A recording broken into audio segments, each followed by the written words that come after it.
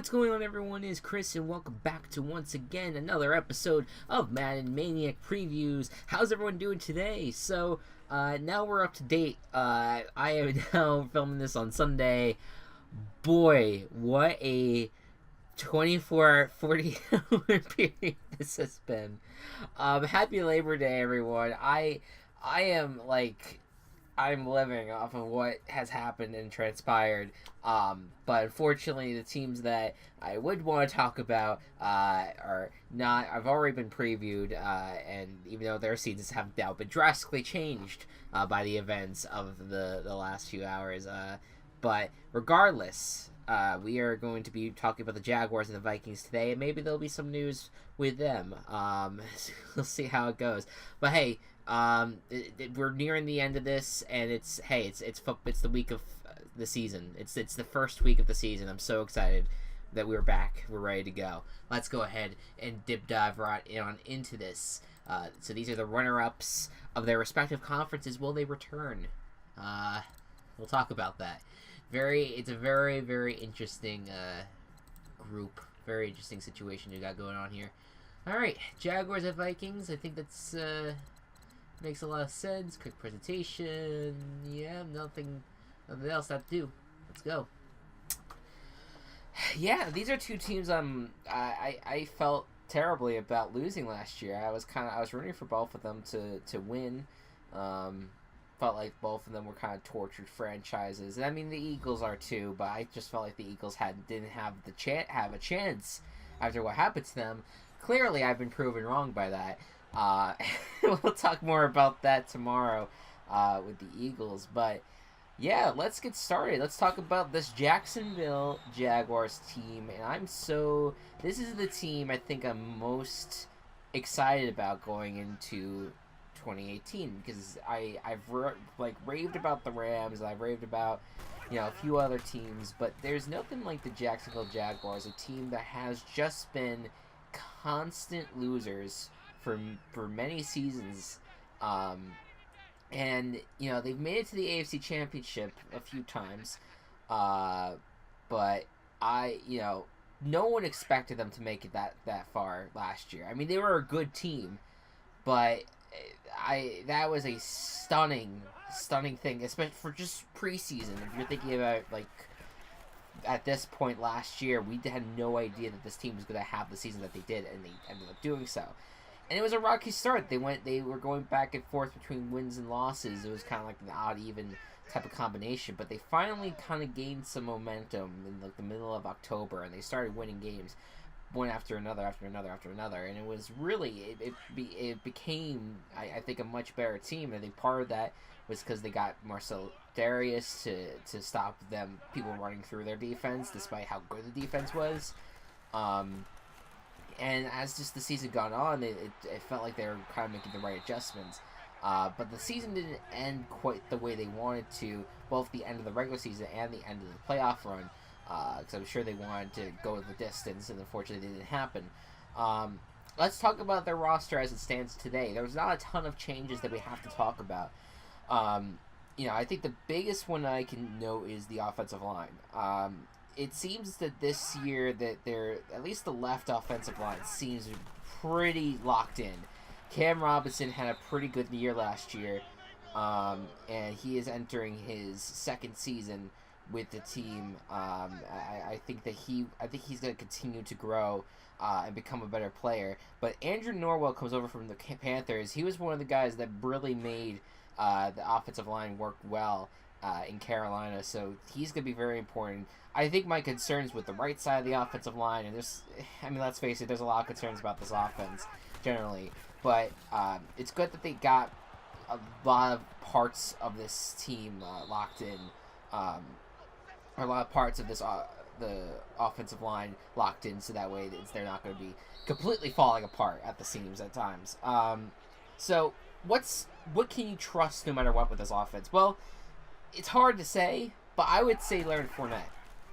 This is a guy entering his second year, and though there was times last year where he just kind of looked slow and he didn't seem like he was giving the productivity as many would think, I think the second year with him is going to be really important. there's not like a great group behind him. I mean, T.J. Yeldon's just going to continue to be um, a factor in the running game, but I think that he will end up having a big year moving forward. I think they've learned their lesson to kind of use him a little bit more. Instead of trusting Bortles all the time. Let's talk about Blake Bortles, shall we? Because I mean, if you listen to our podcast that we have, you know how much me and Go Cubs absolutely adore Blake Bortles. Just not even not necessarily the player, but just the enigma that he is, a guy that everyone shits on, but you kind of are rooting for it because you want him to be successful and to just shit down everyone's throat. And last year, he started to show signs that he could do some things. He was still not great, and I mean, he's kind of like a guy that's kind of like the middle-of-the-line quarterback leading a team with a great defense. We've heard this story before about other teams. But the thing is, you have a guy like Nathaniel Hackett, offensive coordinator, and you have Doug Marrone, both of which are very, very good offensive minds. That they made it work last year. They put him in comfortable situations. But the problem is that there was times where they kind of scaled that back and went into panic mode. And I think that's what happened near the end of the AFC Championship game, where they kind of went away from what they were trying to do, and they started giving him things that put him in situations that they were not necessarily that was not something that he was used to, and it ended up screwing them in the end. Although they were one knockdown pass from Stephon Gilmore away from actually maybe beating the Patriots. That would have been amazing. But I don't think that I'm not going to doubt that they can't do it again this year, but it's certainly there is certain concern to have there. But let's look at the wide receiver group, because that's like the biggest thing that I think about this team and what has changed on the offensive side of the ball. Because you got rid of Allen Robinson, you got rid of Allen Hurns. Those guys were supposed to be your franchise guys, and you decided to get rid of them. I didn't agree with those decisions to get rid of them. I think it was very important to have those guys, because they've proven in the past that they could be good. Now Robinson. I get maybe because he's coming off an injury that he's easy to get rid of. And Hurns, he's someone that had a few down years after his big 2015 or 2016, whatever it was. But I felt like you didn't need to get rid of them. It was important to keep him around. But this is what they did add. They had added a guy that they drafted in the second round, DJ Chark, who many think could have been a first-round pick in the wide receiver group. Now, again, I didn't think the wide receiver group was that deep this year in the draft. But maybe it might be a blessing in disguise that he did end up, they did end up taking him in the second round, because lately first-round wide receivers don't have the greatest track record, unfortunately, in recent times. Like Odell and like Mike Evans might be a few of the exceptions. Now they have DJ Chark. He's going to be starting at left wide receiver. Now another thing I should bring up: Marquise Lee was supposed to be their starting wide receiver, but unfortunately went down with I believe it was a torn ACL. And that's disappointing. He was supposed to be your wide receiver, but the guy that was leading the team in receptions last year, leading the receiving corps, was a guy named Keelan Cole, and he's back, and he's gonna be your right wide receiver. That should be your 1-2 punch right there. And Chark, I have faith in, because he had a lot of great plays at LSU, and I think that he could be a lot of fun. And I love D.D. Westbrook, who's right now sitting behind Cole, but I really think at some point he's gonna have a breakout. So and it looks like Dante Moncrief, a guy they added from the Colts, he's kind of deep on the depth chart. So I don't know how high they are on him, but this is not a great wide receiver group, but it could be worse for them. They made it work last year too. Last year's group was not that great either, and they made it work. So it's not going to be the end of the world with them. And then they did add a really good tight end in Austin Seferian-Jenkins. I really think he's one of the great tight ends in the league right now. Not like top 5, but I would say top 10, maybe top 15. He's good though. He's good. And I think that he's proven it. He's proven it being with the Buccaneers. He's proven it with the Jets. As long as he stays on the field, he's good. So I think that's another positive that you could take out of this offense. So my faith is going to be in Nathaniel Hackett to make this offense comfortable for all its players, especially Blake Bortles. Now, if I'm a Jaguars fan, do I wish they may have made a trade for Teddy? I would say yeah. I kind of think that, considering the way that Teddy Bridgewater played this past preseason, that he could have done wonders for them, in case Blake Bortles unfortunately flames out. But apparently it just seems like they have a lot of faith in him, and then if something bad happens, they'll maybe rely on Cody Kessler. Who knows? I mean, they also have the trade deadline if something happens to any of their players. So there's that. Let's talk about the defense, because that's the heart and soul of this team. What's going to make this team a lot of fun to watch. And we don't have to do too deep of a dive on this, but I mean, you just look at the defensive line itself, and don't even talk about the secondary, because that is amazing right now. But Yannick Ngakoue on the defensive line, and Malik Jackson, Calais Campbell, all of them are just outstanding Pro Bowl players. That all of them deserve so much credit for the way they handled this year. And look, I'm a little. Malik Jackson gets on my nerves because of his predictions. His we're going to go 16-0 predictions, but do you really blame the guy? I mean, this is a scary defense, and they have a lot of confidence because of it. And Yannick Ngakoue, I just think that he's such an underrated star. He was really, really important and crucial to this team, last season. So, and of course Calais. I mean, the guy's just a monster, and but in all the good sense of the word. He's an outstanding player, and they've swarmed quarterbacks, and they've been a huge part and an important part of this team. As much as we want to talk about, the secondary, this defensive line is really good, and I think their linebacking core is going to be even better this year. So I think Miles Jack is going to get a full year under his belt with Telvin Smith, who is a very good linebacker, another guy that's very not talked about a lot, but is very good at his position. So that's going to be a wonderful combination again. Right now they have Leon Jacobs, who's a rookie, starting at linebacker as well. He's a 7th rounder. I don't know too much about him, but we'll see. Maybe if he's a 7th rounder starting, clearly there's something special about him. So, and then you have Jalen Ramsey and AJ Boye, who is going to be the dynamic duo, probably the best cornerback duo in the league again. They have a way of just torturing wide receivers. And it's weird because you don't want to throw against Ramsey, but then you have a guy in AJ Boye who will also wreck your day as well.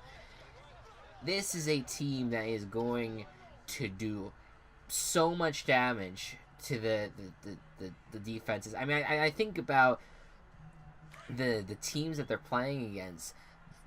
There's some good offensive lines in those mixes, but I think they can absolutely, the Texans.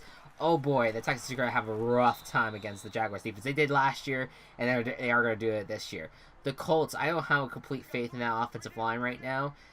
They may be good, but they better keep luck protected because the Jaguars are coming. The Titans, I think specifically on the right side of the line, I think they that could be a little torturous. I mean, Calais Campbell's right there. That's going to destroy people. So, I think that this team is going to rely heavily on their defense, running game and defense. That's usually the formula for them to win. And that I think that they're going to do it again. I really do not think that they're going to have a huge downturn. The only way that happens is if the offense completely flames out and it doesn't work out, or if they get behind in a lot of games. Because I'm going to quote someone, Chris Wessling from NFL.com. He said it perfectly, that this team is built to have a lead and to keep it, not to come roaring back from behind. It would be very hard for this team to come back into the mix. And that's what usually goes for a lot of teams that rely heavily on their defense.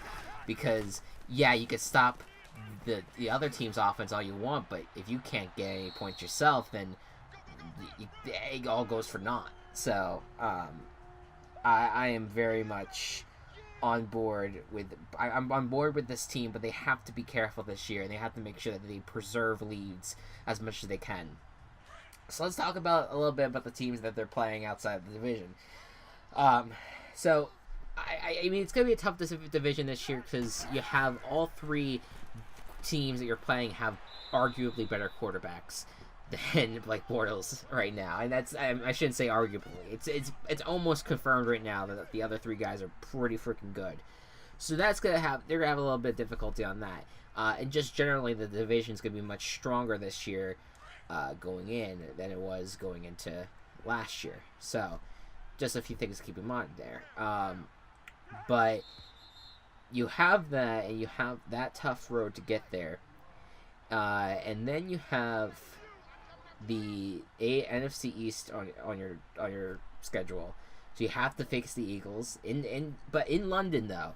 That's a good thing. You get to face the Super Bowl champions, but you get to do it in London. That's what a marquee matchup for London that is. That's gonna be a great game, and good for London for getting to watch that. But that's a big game.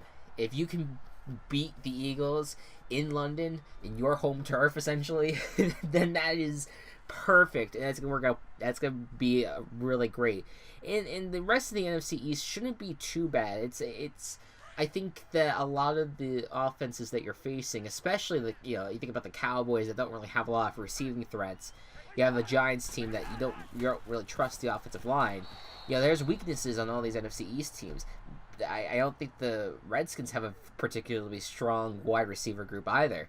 So you can really hit on all those. Now, in terms of their defenses, I do think that you have to be careful with the Redskins and the Cowboys and obviously the Eagles. But I'll keep the Eagles out of this conversation because that's gonna be a juggernaut matchup. That's gonna be really tough. But the Redskins and Cowboys, I think, have a stronger defense, or not stronger. A strong defense, not as strong as the Jaguars, obviously, but that might cause some issues with the offense. So those are games that you want to hopefully take a lead right out of the gate and try to keep the other guys down. And so then the AFC division that you're facing is the AFC East. So you're gonna have to face the Patriots too, and that's gonna be that's week 2. That's gonna be a great game, and maybe, just maybe, the Jags could get their revenge, because the Patriots, notoriously, as good as they are, end up losing early games that they probably shouldn't. And this is a prime game to take advantage. It's a great game to take advantage of. It's on a national stage again at 4 p.m. That's gonna be such an exciting thing. So that it's a good test for them. But then you have the Bills, the Dolphins, and the Jets, all of whom I would be shocked if you lose to any of them. That would be really upsetting, actually. The Bills are your playoff rematch, but have greatly downgraded. They're not the threat that they were in January, and they weren't really much of a threat anyway. Although, unfortunately, you did keep it close. The Jaguars were not very they didn't really blow them out. But yeah, it's like I guess that's the thing with this team, is that they kind of play down to their opponent. Like, if the team that they're facing is pretty bad, sometimes they end up playing kind of bad too. So it's not always like the best situation for them. But obviously we'll see how that plays out. But and then the other two teams that you're facing is going to be the Chiefs which don't have Alex Smith, have Patrick Mahomes. Rookie quarterback, I'm sure Jalen Ramsey and Boye, they're drooling over that, but yeah, the guy does seem like he's gonna throw a pick at like any moment, even when he's not playing. But I think the Chiefs are generally weaker, so you don't have to worry about that. But then you do have the Steelers. That's also a fascinating game. That doesn't right now scheduled for Sunday Night Football. I hope they don't flex that out. But to think that right now with that team, if they beat the Steelers again, which I think they could, that would be something. And it goes to show you right now that there's such a thing as a kryptonite. A certain team being your kryptonite, and it kind of goes like and it's not just the Patriots for the Steelers. It's now you could say the Jaguars beating them 3 times over the course of 2 seasons. Yeah, that is a team that is you're gonna have to overcome some demons. So, or the Steelers will get their revenge. Who maybe, but I like this Jaguars team to. As of this moment, if they were not that great and they go into that game, I'm gonna think the Steelers are gonna win. But I have confidence the Jaguars could do it. So, and then that's really your schedule. It's a tough schedule because you have to face a lot. You have to face the Eagles, the Patriots, the Steelers. You have to face all these major teams, 3 of the 4 teams that went 13-3 last year, and then you have a tough division, so it's going to be an uphill battle. But again, this defense is good enough to carry this team, but they just can't get behind. They can't be that. In that rough spot in the game. They have to be able to build a lead and then just hold them off as much as possible. And you might be able to do that. Just my point is, though, there's not a lot of quarterback inept teams that you have, except maybe the Bills and the AFC East, except for Tom Brady. And then I think outside of that, though, then you don't have. Well, then you have the Giants. Fucking whatever. Maybe you're better. Maybe you're in a better situation than I thought. But I think it's this Jaguars team is entering the 2018 season for the first time as reigning division champions for the first time in a while, and having higher expectations than they've had in many years. Many people already slotting them in for the Super Bowl, potentially. Remember that the Patriots exist, guys. Just saying. That is going to be something that I'm interested in, and how the players respond to that. I mean, clearly, some of them want to make major predictions for the season, which, fine. If you want to talk shit, you can. I don't necessarily believe it's going to automatically result in torture, but just be able to focus on one game at a time and, do your job, get it done.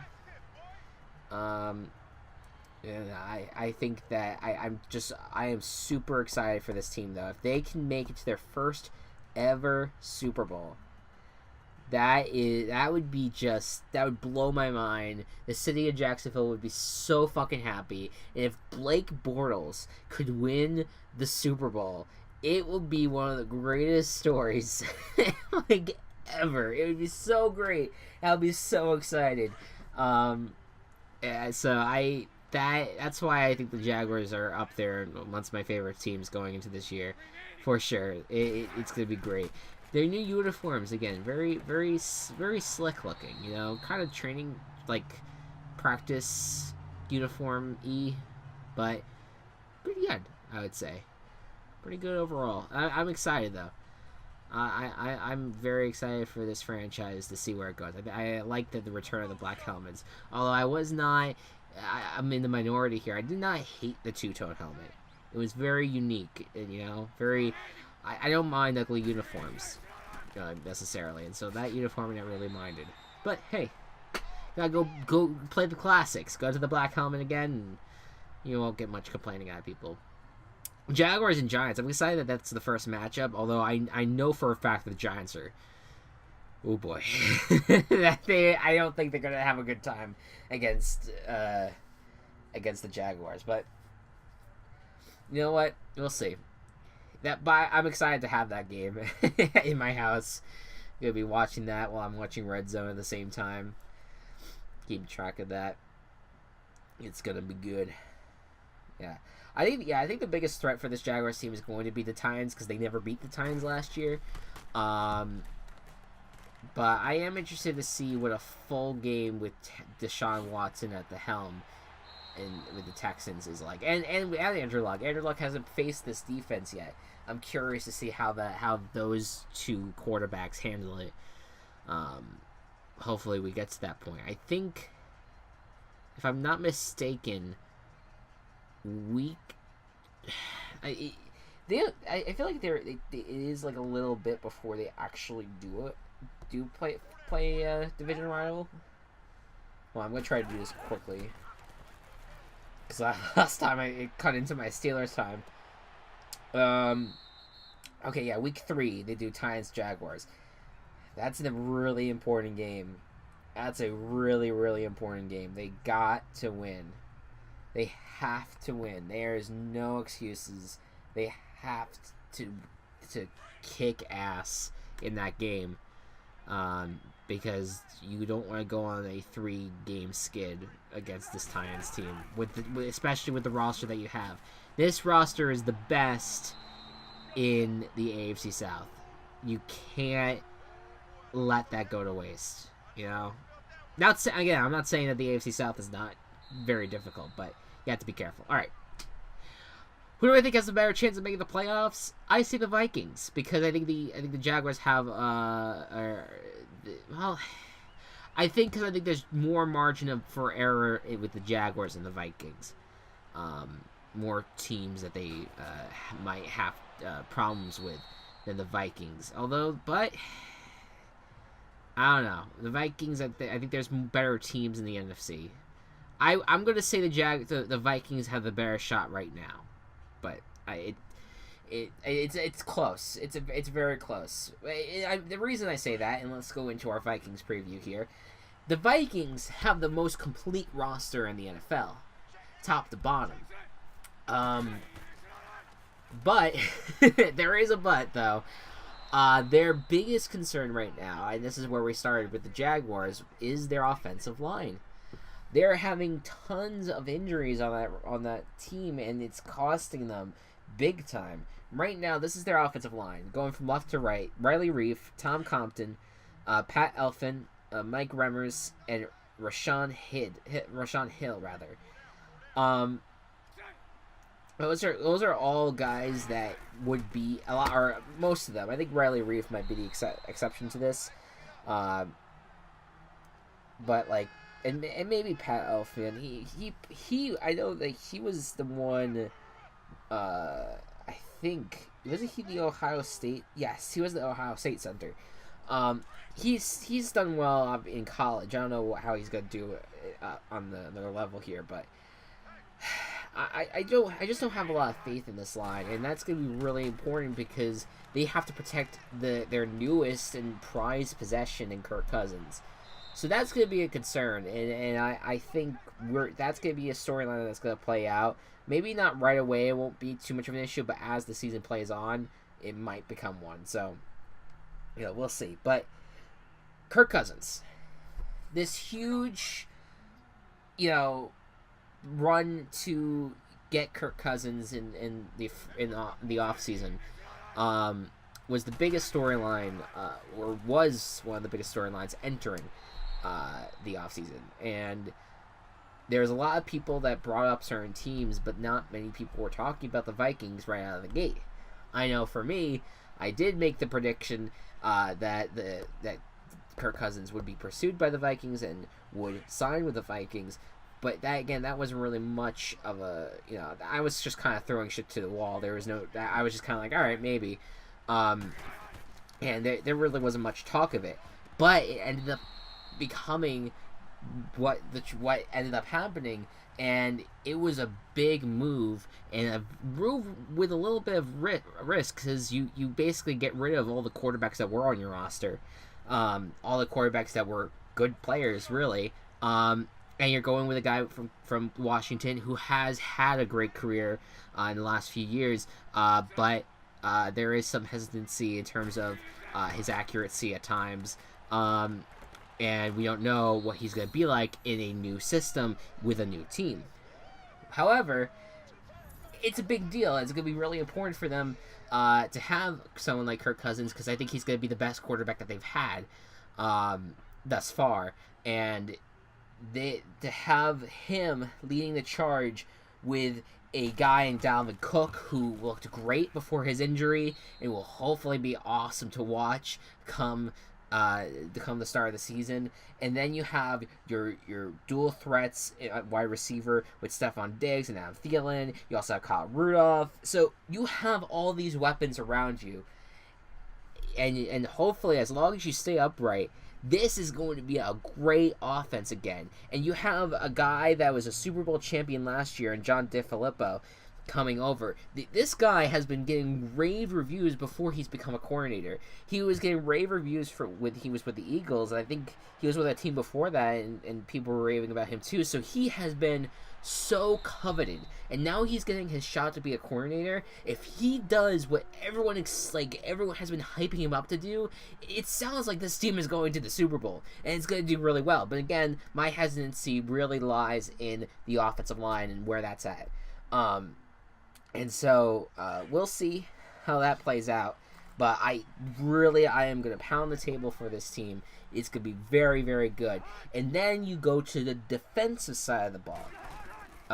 Daniel Hunter, Linval Joseph, Sheldon Richardson, and Everson Griffin. What a fucking line that is. Daniel Hunter is extremely underrated. Has always been great at getting pressure. He's very good. Linval Joseph, since he's been with the Vikings, has been a constant factor. Sheldon Richardson, things didn't completely work out with him in Seattle, but when he's good, he's fucking good. And then, of course, Everson Griffin, who has been a cornerstone of this defense for years. This is an amazing defensive line. Look at the linebacking core. Anthony Barr, Eric Dixon, they're all great. And then the secondary, Trey Waynes, who has completely grown up, was very concerning his first few seasons, and he really had a breakout year last year. He's back with Xavier Rhodes also starting at cornerback.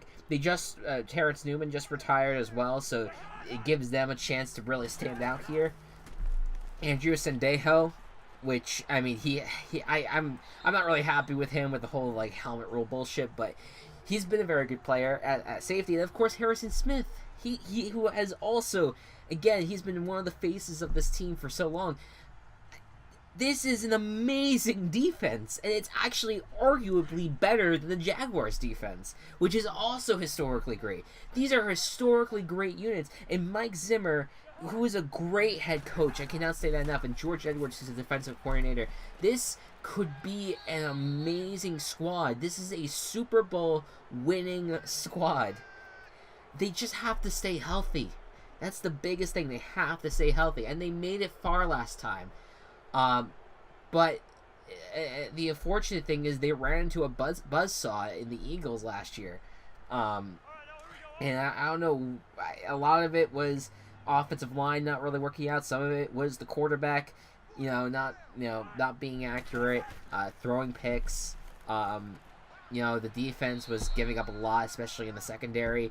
So they need to grow from that loss, and I think they can. And if they can, this team is so stacked that it would be stunning to see them completely fall apart, and they did in the NFC Championship game.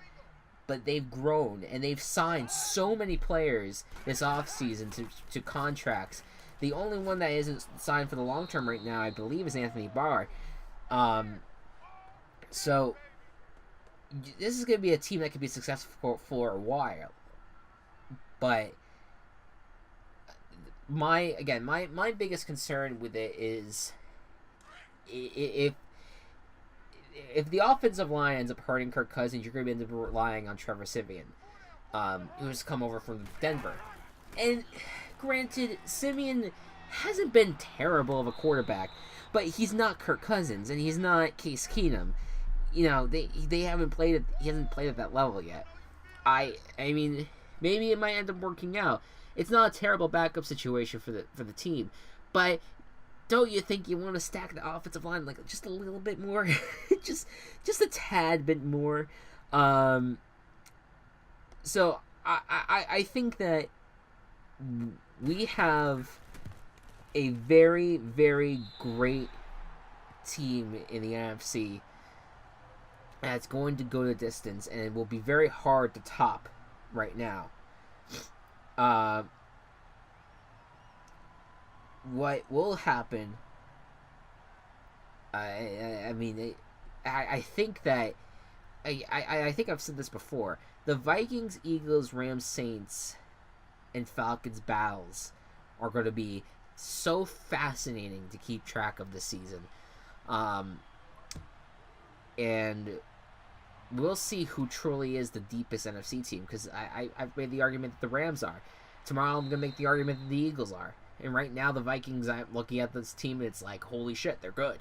So the NFC is going to be something to behold this year, and it's certainly stacked on top, but it's a good group. And it's a group that combined have only 3 Super Bowls.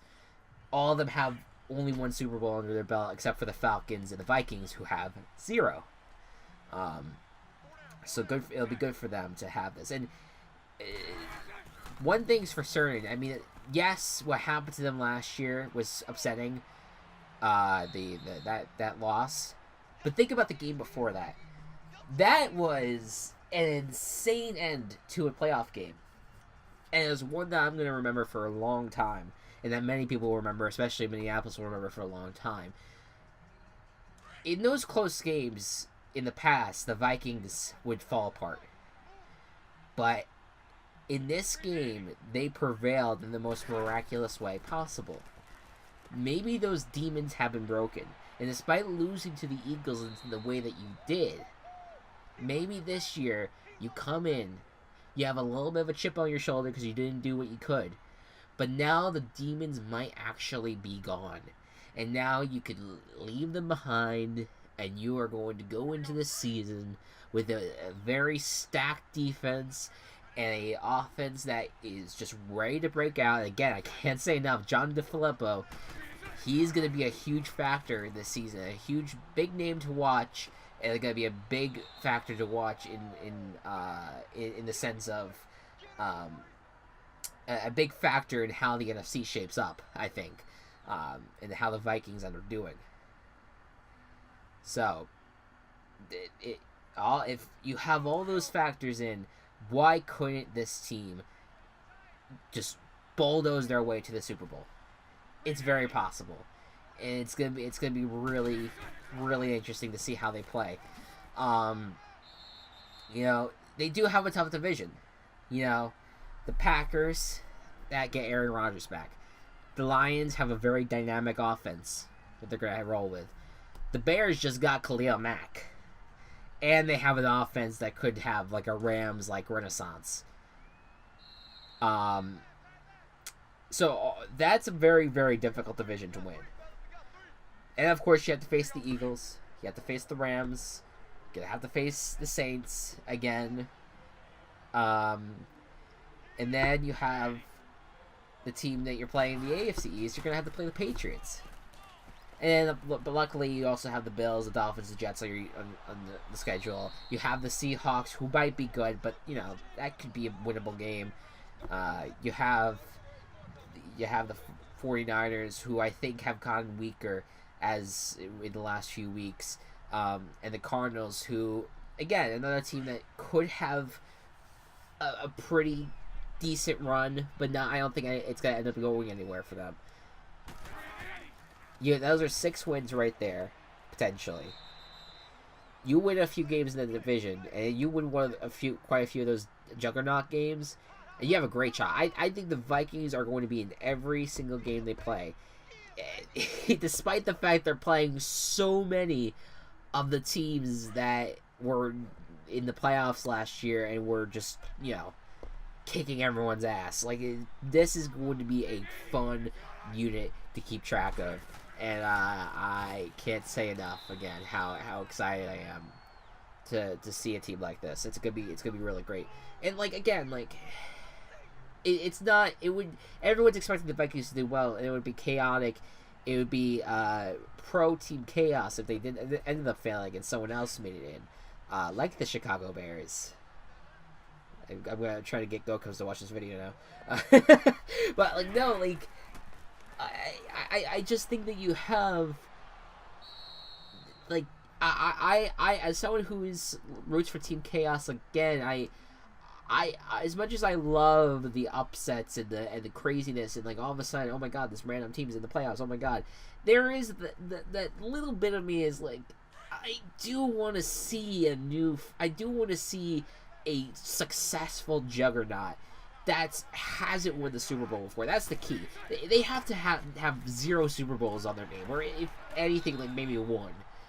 Because it'll make me feel a little bit better for rooting for them. But they've already had a rich history of Super Bowls galore. Then I'm like, no, I don't want the fucking team. If you're a juggernaut and you have a history of pain, I want you to do well, and I'm hoping that the Vikings do well. And the same goes for this Jaguars. There's your comparison between these two teams. These are two teams that are completely loaded, that have a great shot at the Super Bowl this year, and you just root for the best for them, even though they're favorited. They are two of the favorites to win the Super Bowl. I am going to root for them because you want those teams to actually have something in their trophy case, outside of an NFC championship. The Jags don't even have an AFC championship in their trophy case. They deserve one. They should get one. So all that is a big part of this these franchises moving forward. That's the comparison. That they are teams that are at their highest peak right now, their highest chance to win the Lombardi Trophy, and we'll see if they can do it. And it was unfortunate last year Minnesota missed out on playing the Super Bowl in their own stadium, but would it be that terrible if they had to wait a year? Probably not. Whatever. If they win it at Atlanta, they still have a Super Bowl. There's no asterisk next to it. They did it. They actually won a Super Bowl, but it would be in Atlanta. That's not too bad, Jaguars, okay, I guess they'll never host the Super Bowl. I don't think what's it now called? TIAA Bank Field or whatever. Something along those lines. I don't know if that stadium is gonna be hosting a Super Bowl anytime soon.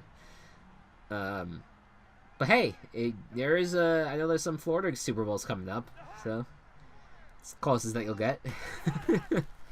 But look,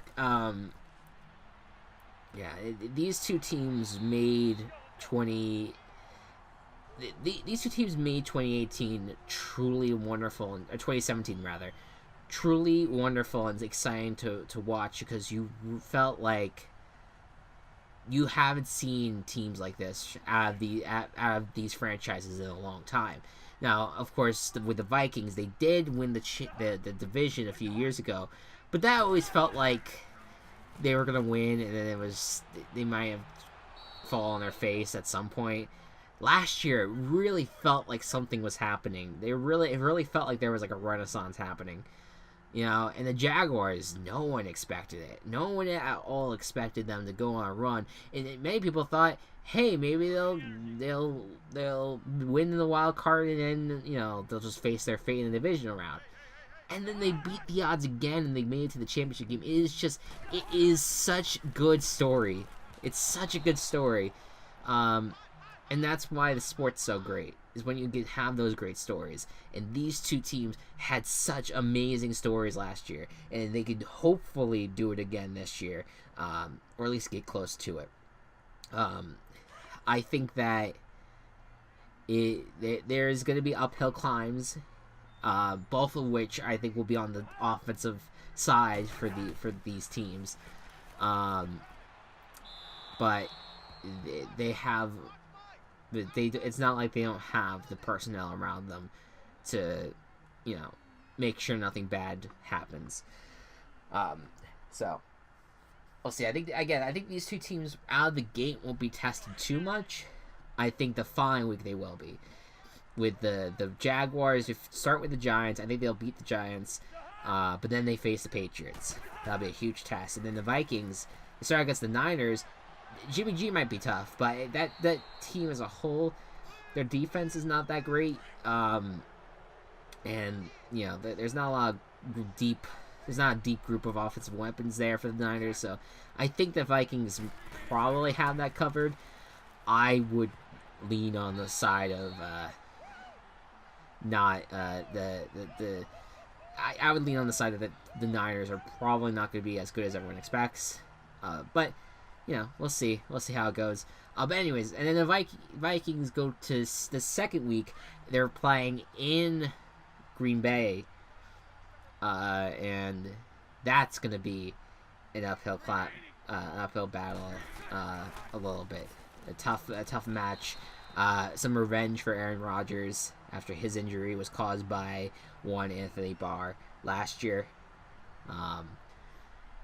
So they'll get easy starts to the season, and then they'll have the biggest tests of their two of their biggest tests of their season. Thus, to that point at least, because there's a lot of tough matchups ahead for both of them,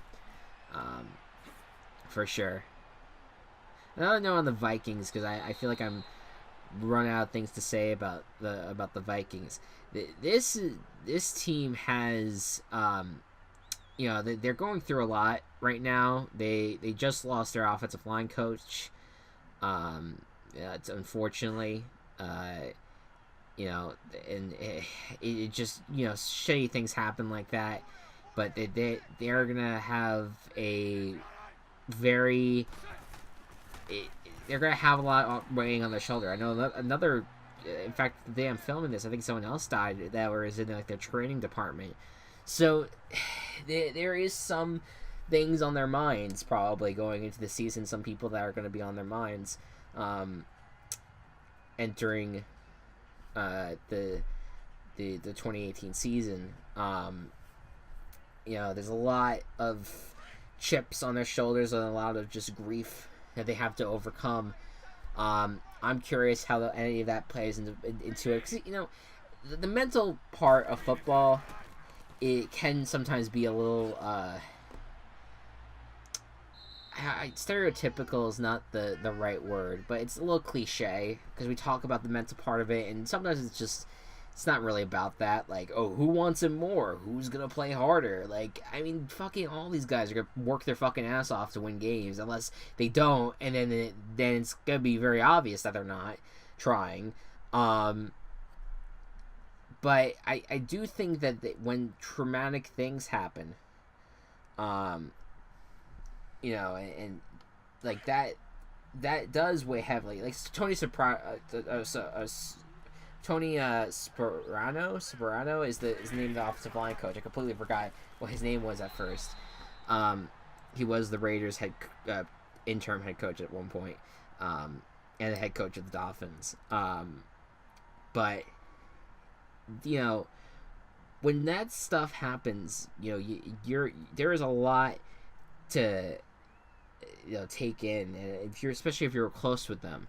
So I'm curious as how Mike Zimmer, the coaching staff, the offensive line, and just generally how the team responds to a death like that, and the death of someone on the training staff and stuff. Like, how do you deal with life kind of weighing on you while also playing the game? I do think that there is a factor in that.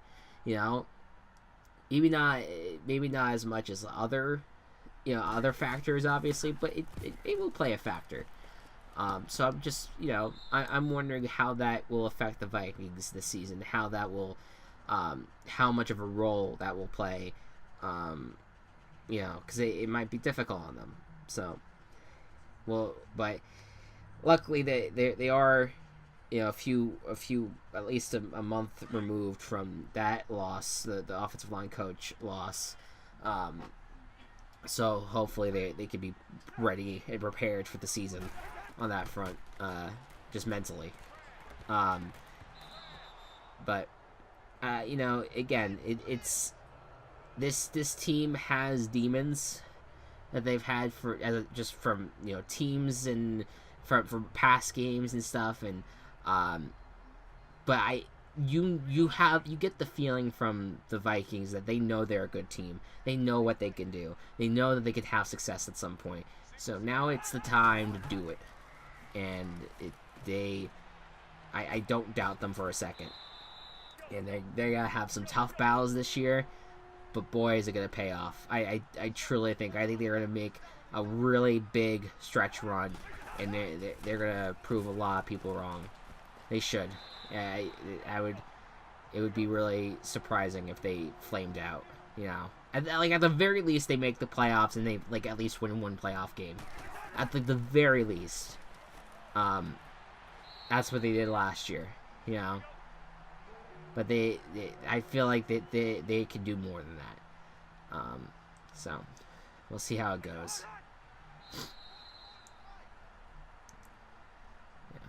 And I think this is their third season in US Bank Stadium. It's a beautiful stadium.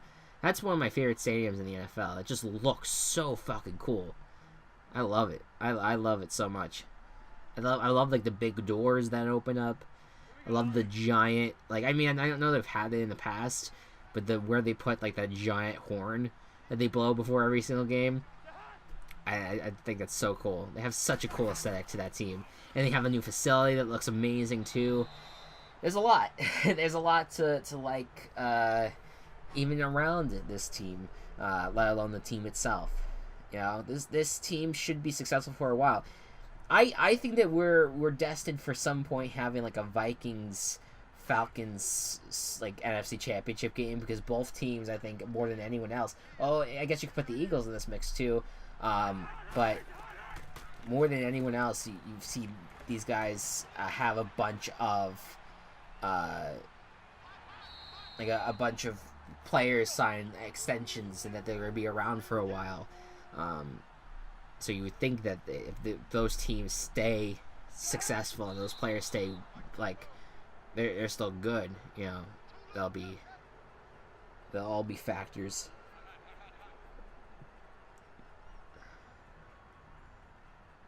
For years to come, anyways.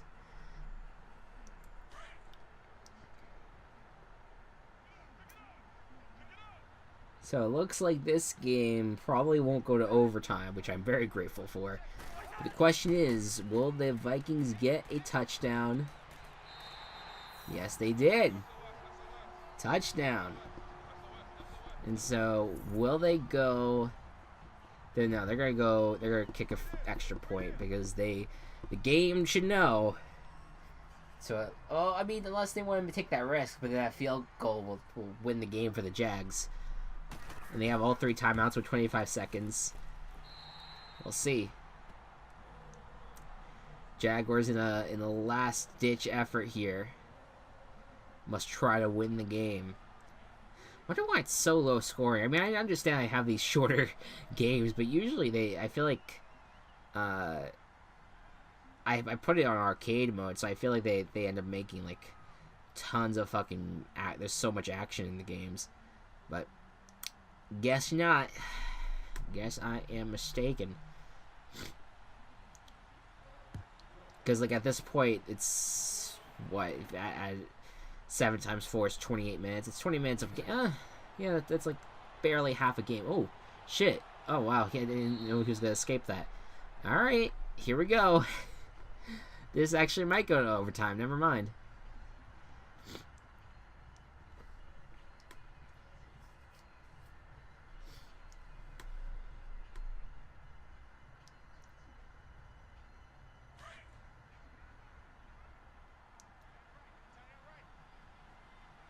Also, yeah, another thing about both the Jaguars and the Vikings, they both drafted defensive players in the first round, despite having such deep defensive units. So I'm curious, like, if Mike Hughes with the Vikings will play a role in the secondary this year, and if Taven Bryan will play a role in the defensive line this year, if either of them will win starting jobs at some point, we'll see how that all plays out.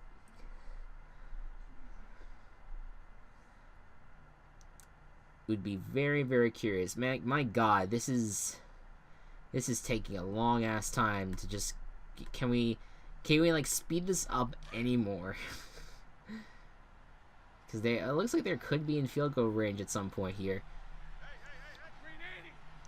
I'm rooting against overtime, so fucking Vikings, please stop them. Ugh. That's why, because they keep on doing timeouts. Come on. Hurry this up. So yeah, we have one more episode. Previews.